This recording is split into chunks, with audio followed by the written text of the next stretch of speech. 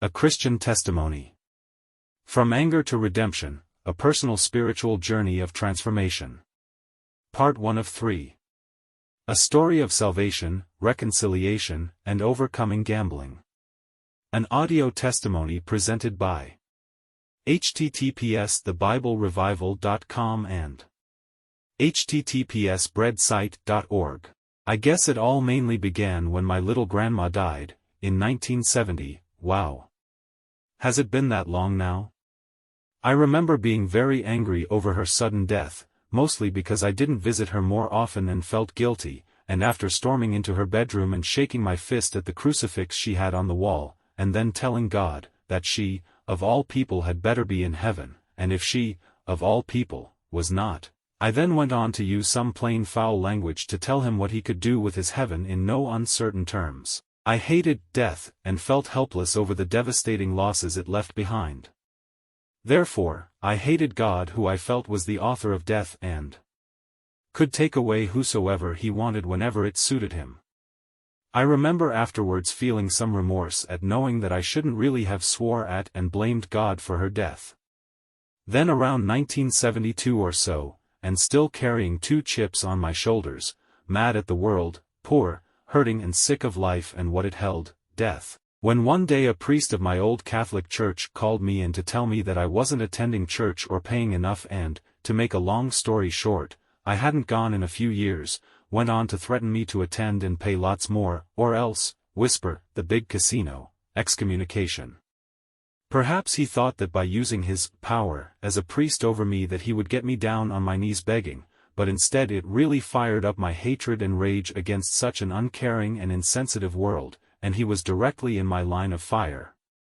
Well, I got done telling him, in very clear terms using 4-letter expletives, what he could go and do with himself, his church and his God, and slammed the door behind me as hard as I could. I walked out, excommunicating myself. I wouldn't know until 1976 that what I had officially slammed the door on was a dead religious system based on merits, works and sacraments instead of having and knowing a living and personal Savior by His grace. That brings us to events in 1976. I had hated my father with a passion, possibly to the point of murder. He was so set in his ways and we always argued. I did not fit into his mold. Everything I said was white, and mostly it was, but everything he said was black, just the opposite. I was starved for his love and hungered for his approval, but I kept failing to measure up to the imaginary goals of perfection he had set and expected of me. Yet I wasn't doing anything worthy of honoring my father either. Then one day while I was sitting in another room, he began telling a story of his account of the depression to a friend of his in the kitchen. I was so sick of him I didn't even want to hear his voice. Nevertheless, I was listening, probably to find something I could use against him later on, when he began to tell his friend how poor his family of 10 kids were. We were so poor, he said, that I had to wear the hand-me-down socks of my older brothers, and these had holes in both ends. He called them his holy baseball socks.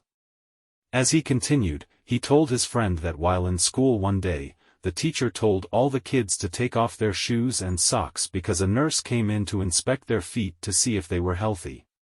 My father protested. At first, he refused to take off his shoes, but then the teacher made him, against his will.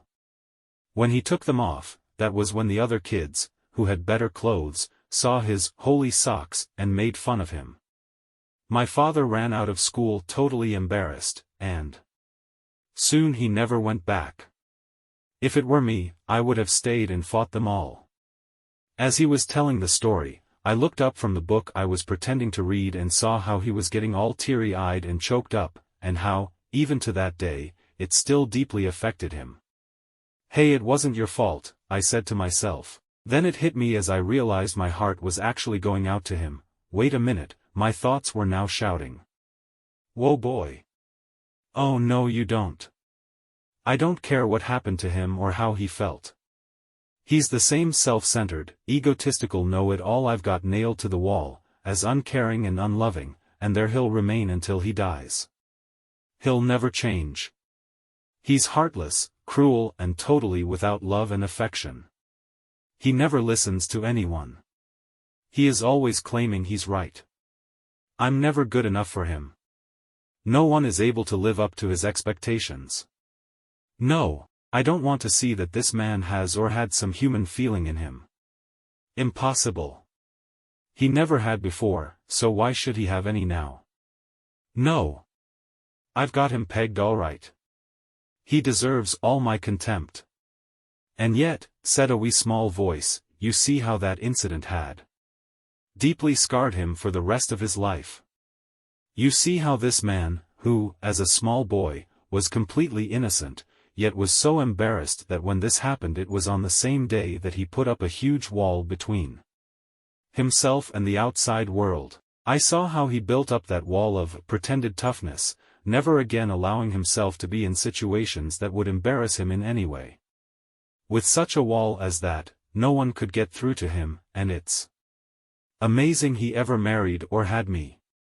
He rarely showed love or affection, at least not in any normal way, because he was stunted and was afraid to open up and give genuine affection, with a tear or two, once in a while. More and more I began to admit that maybe I was the one who was wrong. Maybe I had him wrong all along. Wow! This kind of admission was new and frightening to me, yet I could not shake it off. Finally, I came or was brought to a place where I could finally admit that I was wrong. Not only wrong, but always wrong to have nailed my dad to a cross and judged him so harshly. This admission of my guilt had my head spinning. This was the first time I can remember that I had deep feelings towards my dad. I wanted to reach out and comfort him, put my arms around him, hold him close and just hug him. Although I never did, at that time, but his story of the holy socks had forever, in one sudden swoop, completely changed my attitude and understanding about him. I was stunned by the sudden turn of events. It was shortly after this time, still feeling quite sensitive, when I was led one evening to pick up the Bible and read it. I don't know where I began, but I ended up in the Gospel of Matthew, and when I reached where Jesus was in the Garden of Gethsemane, crying out to the Father, Matthew 26:36-45, I stopped. I knew something was there, but I didn't know what. I kept reading it over and over again. I knew it was important for me to see it and to understand it. Then, suddenly, it all began to unfold, like a butterfly spreading out its wings. I saw it. My God, I see it. Now I know why Jesus is in an agony of his soul in the garden. It's because he's about to do the Father's will and go to the cross. And the reason he is going there is, oh my God, for me? He's doing this for me. Now I see. Now I understand. My God, I am sitting in an amphitheater, and only feet away from me the scene in the book of Matthew 26 is being played out in magnificent splendor right before my very eyes. I cannot take it. I cannot take such love for me as I see here. Oh my God! The tears pouring out of my eyes and onto the pages of the Gospel of Matthew in no way blur the view of him who loves me with a love I cannot even comprehend, and who gave himself to the cross for the likes of me. Me? Me of all people. Dear reader, I will unashamedly tell you here and now that I could not put down that Bible, and that I cried so much and so long, that all I could do was thank him over and over and over and over again. The pages of Matthew 26, and several layers deep were sopping wet, may I joyously say. It was very shortly after that the Lord revealed himself to me by making his presence known. It was as if the skies parted and he spoke clearly and directly to me, saying, I am the Lord God the Almighty. I was trembling in fear yet overjoyed to tears at the same time because he had rolled back the clouds of darkness that had always separated us and made himself known to me. There is a God. I said. You are real. Oh my Lord and my God. Oh Lord, I told him, I love you now and want to do what you want me to do. And the Lord spoke and said, if you love me, then be reconciled to your Father. Gulp. I swallowed, oh Lord, anything but that I'll crawl to you on broken glass. Anything. It would be easier to be hit by a than to ask my father's forgiveness for having hurt him all my life. Shouldn't he be the one asking me for my forgiveness? Then the clouds began to roll back in, and before they closed, the Lord's parting words to me were, "If you love me you'll do it." For 2 days I trembled. Even my mom saw me shaking, and though I tried to explain the war going on inside, I knew she didn't understand. She has since died in August of 1998 of a terrible stroke and is deeply missed. She always set a fine example, and was such a wonderful mother and gracious lady that everyone loved her and we all felt special just to be around her. In every way to me she was the complete opposite of my dad. As fine a loving mother and lady as there ever was. If you love me, that "if" was a killer. Of course, I loved him. Certainly, I loved him. He first loved me, with a love beyond comprehension. If. Yes, I loved him, but did I really love him by going and apologizing to my father and be reconciled to him as he wanted? This is the end of part 1 of 3. Thank you for listening to this testimony, we hope it has been helpful.